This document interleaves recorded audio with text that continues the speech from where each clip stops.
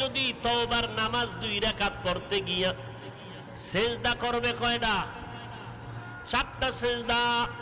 সিজদায় গিয়া তাসবিহ শেষ করিয়া 3 বার করে পড়বে ইয়া রব্বি গফিরলি, ইয়া রব্বি গফিরলি, ইয়া রব্বি গফিরলি।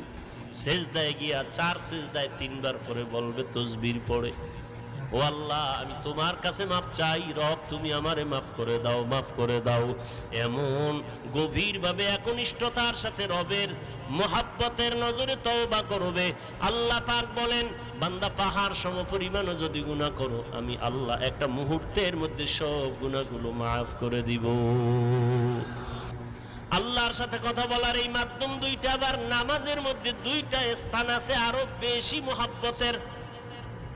নামাজ তো পড়বা, 2 জায়গায় বেশি সময় লাগাও, একটা দাঁড়ানোর সময় আর একটা সেজদার সময়।